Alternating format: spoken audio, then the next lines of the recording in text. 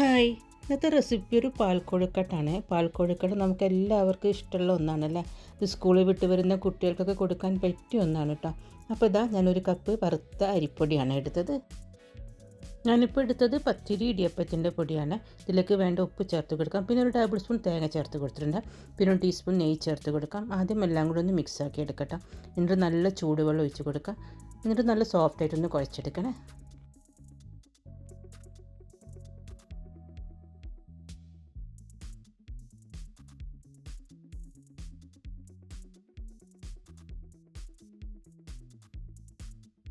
അപ്പോൾ ഇതാ നല്ല സോഫ്റ്റായിട്ട് കുഴച്ച് വന്നിട്ടുണ്ട്. ഇപ്പോൾ ഇതിന്ന് കുറേശ്ശെ എടുത്തിട്ട് കുഞ്ഞു കുഞ്ഞു ബോൾസാക്കി എടുക്കട്ടെ. അപ്പോൾ ഇതാ എല്ലാം അങ്ങനെ ബോൾസാക്കി എടുത്തിട്ടുണ്ട്. പിന്നെ ഒരു 1.5 കപ്പ് തേങ്ങയുടെ രണ്ടാം പാലാണ് എടുത്തത്. ഇതൊന്ന് തിള വരുമ്പോൾ നമ്മൾ ഉരുട്ടി വെച്ച ബോൾസ് ഇതിലേക്ക് ഇട്ട് കൊടുക്കട്ടെ. ഇത് 2-3 മിനിറ്റ് ഇളക്കാതെ വെച്ച് കൊടുക്കണേ. ഈ സമയത്ത് ഇളക്കിയിട്ടുണ്ടെങ്കിൽ ആകെ പൊടിഞ്ഞു പോകും കേട്ടോ. ഒന്ന് തിള വന്ന് 2-3 മിനിറ്റ് കഴിഞ്ഞിട്ട് വേണം ഇളക്കി കൊടുക്കാൻ. ഈ സമയത്ത് ചെറുതായിട്ടൊന്ന് ഇളക്കി കൊടുക്കട്ടെ.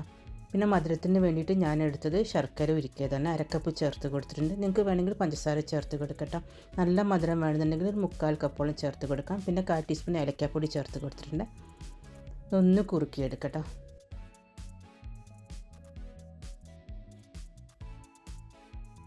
അപ്പോൾ ഇത് അത്യാവശ്യം കുറുകി വന്നിട്ടുണ്ട്. ഇനിയിപ്പോൾ ഇതിലേക്ക് തേങ്ങേൻ്റെ 1/4 പാൽ 1/2 കപ്പ് ചേർത്ത് കൊടുക്കട്ടെ. എന്നിട്ട് 2-3 മിനിറ്റ് കൂടി ഇങ്ങനെ വെച്ച് കൊടുക്കണേ. അപ്പോൾ ഇതാ ഇത്രയും മതി. ഇനിയിപ്പോൾ ഒന്ന് സ്റ്റവ് ഓഫ് ചെയ്യട്ടോ. ഇരിക്കും തോറും ഒന്നും കൂടി കട്ടി കൂടട്ടോ. അപ്പോൾ ഒന്ന് ട്രൈ ചെയ്ത് നോക്കുക. വീഡിയോ ഇഷ്ടമായ ഫ്രണ്ട്സിനൊക്കെ ഒന്ന് ഷെയർ ചെയ്ത് കൊടുക്കണേ. പിന്നെ ചാനൽ ആദ്യമായിട്ട് കാണുന്നവരൊക്കെ ആണെങ്കിൽ മറക്കാതെ ഒന്ന് സബ്സ്ക്രൈബ് ചെയ്തേക്കണേ. ബൈ.